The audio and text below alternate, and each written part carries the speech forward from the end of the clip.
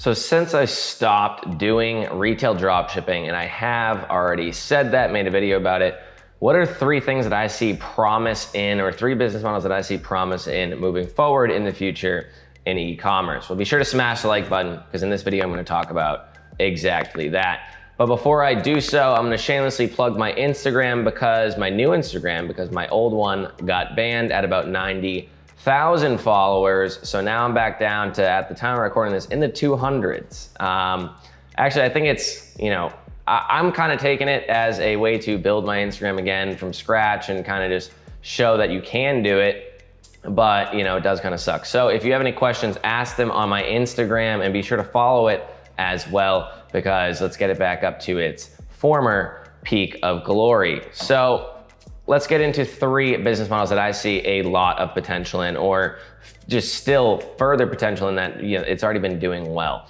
So number 1 is going to be wholesale dropshipping on either eBay or Amazon. I still think that you can do that and make some pretty damn good money as long as you're doing it correctly. A lot of these people are finding these wholesale suppliers that are basically just retailers, or they're going into Inventory Source, which is a great software, don't get me wrong, and finding like the top 5 that everybody else knows suppliers. Like when I said CWR, and I always talk about CWR in old videos, yes, you can still definitely make good sales with them, but the more people that use CWR, the harder it's gonna be to make sales. And there's many more suppliers out there. There's also ways to find suppliers that give you feeds that you can make your own, repricing and stuff like that type tool. And you don't always have to use the same ones. If everybody's using the same ones, then yeah, you're gonna say, hey, this isn't working very well for me. If you go out of your way and find your own, or find ones that are lesser known or have higher ticket items or anything like that, you're probably gonna be like, wow, Tom, this actually works very well. So don't take everything that I say and just copy it verbatim. There's a reason why I mention specific things on my YouTube videos, because those are things that I feel comfortable with mentioning, but they're not always the same thing that I'm always doing. Like, is my whole entire eBay wholesale dropshipping business based off CWR? No, the answer is no. I mean, that would be stupid if I just said all of my own suppliers on, a YouTube video for no reason. So eBay, Amazon, same thing. Amazon's getting harder with the returns and whatnot. I suggest selling higher ticket items, which is kind of the route that we've been going down for the past 6-ish months now. And as long as you do so, then you can still make some pretty damn good money. Make sure your supplier allows you to sell on those platforms, specifically Amazon, because you don't want them to come back, hit you with an infringement of some sort and get your account even more screwed than it was when you first started or were doing retail. Because if you're doing wholesale on a platform that the wholesaler doesn't allow you to, it's just as bad as doing retail. There's really no difference, and you're gonna get in trouble, most likely at some point in time. So that's that. eBay, Amazon wholesale, we've been seeing it for a while. I think it'll still work into the future. eBay is still a very underrated platform, I would say. Like, there's billions of dollars of sales happening on it. Is it as big as Amazon? No. Is it much easier to deal with than Amazon? For the most part, yes. So what's number 2? Number 2, I would suggest, is honestly this is in no particular order as well, is going to be wholesale FBA. I've seen a ton of people moving into wholesale FBA, and since we've opened up our own prep center for wholesale FBA, and if you have any questions about the prep center or anything, leave them down below, or message me or my business partner Jason on Instagram, Facebook, whatever. Wholesale FBA is what a ton of people are moving into, specifically all the people that were doing Walmart, Amazon onto Walmart automation, that got all their accounts banned. Again, I preached right when I started looking into Walmart and realized it's not like a good platform to get into yet. If you are going to get into it, don't do Amazon onto Walmart. And all the people that were running these big Amazon, Walmart automation, Amazon onto Walmart, oh, we're making so much money, we're killing it. Everybody, for the majority, got banned, like 80% of the accounts. Nobody's talking about it anymore. I don't see anybody pushing it, surprise, surprise, because it's not worthwhile. But Amazon, and they're all trying to get into Amazon wholesale FBA now, which is what number 2 is on this list. Amazon wholesale FBA, I think, has always been a very safe bet, as long as you're following all the rules and as long as you're not buying too many items at once. Most people getting started don't have as much money as somebody that's an expert. But so then you don't really have as many of these issues. But if you buy too many items, you can't make the sales in time, then your IPI score goes down, and then you're not going to be able to really sell, or you're going to get hit with extra fees, storage fees, things like that. it's not gonna be worthwhile. As long as you know how to play the game where maybe if something's not selling properly, lower the price really low, take some losses, get rid of that product. As long as your IPI score stays well, I wouldn't say hop into it right now in the midst of Q4, even though I don't think you're even allowed to. I think that it is something that is, a fairly safe bet as long as you find the right items, you get accepted by the suppliers. They say, yes, you can sell our items on Amazon FBA, things like that. Yes, it does take extra work, and people go, oh, it's too much work, it's too much work. Somebody else is gonna put in that work. So if you're not gonna put in that work, then you can be stuck with all the other people that aren't putting in the work, that are either getting their account banned, not seeing the results that they should be seeing, doing things not the legitimate way, and just not progressing. The people that are putting in the work, and it's not always them, obviously they have VAs and whatever helping them.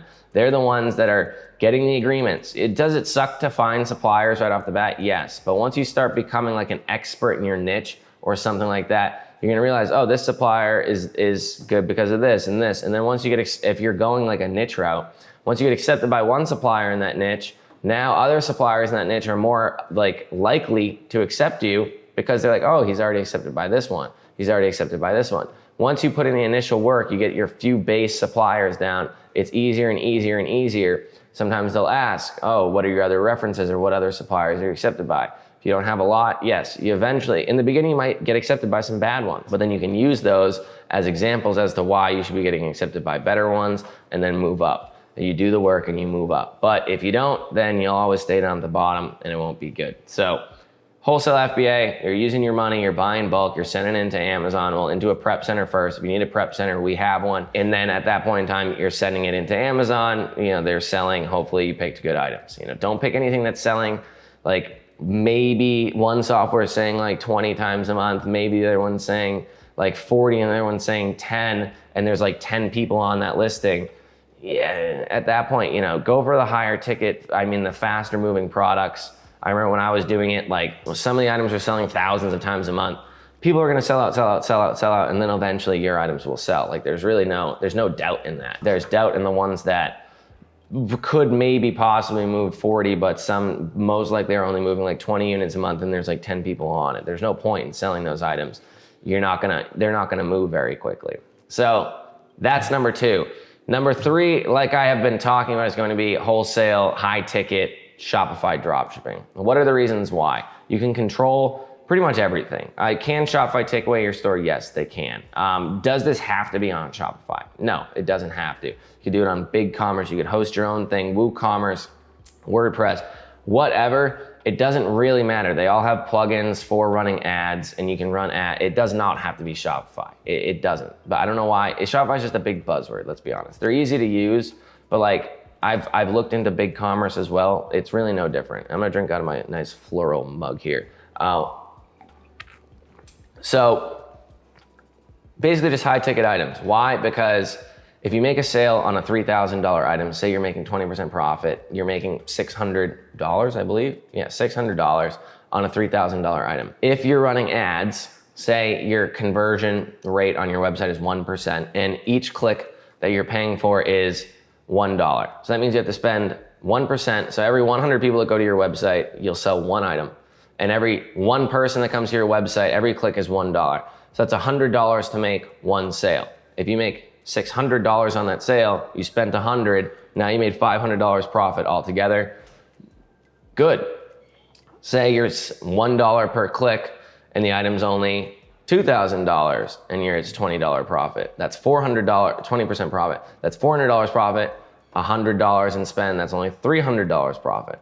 You notice as it gets lower and lower, obviously as the items get higher, they might cost a little bit more average cost per click. But you know what I'm saying? You're gonna be making much more, and the cost per clicks do not go up at the same rate that the price does. So if you're selling $500 items, $1 cost per click, right? Say that $1 cost per click, and it's a 1% conversion rate. Every 100 persons, one person will buy, and then it's $100, and say you're only making 20% profit on a $500 item, that's $100. Now you just broke even. So think about it that way, where you want to be selling high ticket items so that you can make large profits, because you want to balance out your ad spend. And it's just easier to sell less items and make more money than it is to sell a bunch of items, have to deal with all like where'd the items go, yada, yada, yada, did they get lost, a bunch of returns, where if there's less items, then you have less worries, honestly. So I think it's big. What's some other big things about it? One, you own your website, you own your email list. You'll always have your email list, let's be honest. You'll have your domain. Shopify could kick you off, but you'll still have the domain. I'm not saying that's a big thing. Yes, can you get banned from running ads? Yes. It's gonna happen more likely when you first start your Google Ads account than when you're currently running it for a while. There's gonna be an initial check. It's just like anything. eBay, Amazon, when you first get started, there's a chance they'll ban you.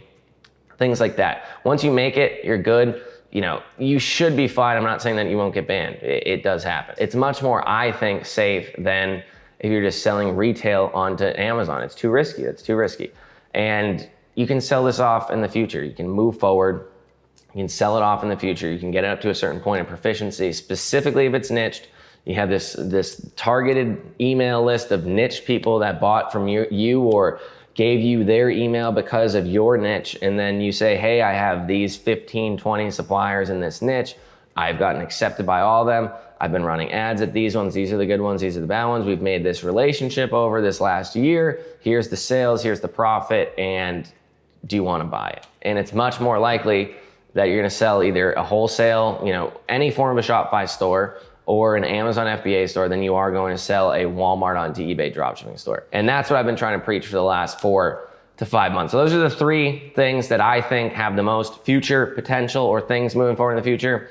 eBay, Amazon, wholesale, maybe throw in Walmart in there, but the platform is still pretty rudimentary.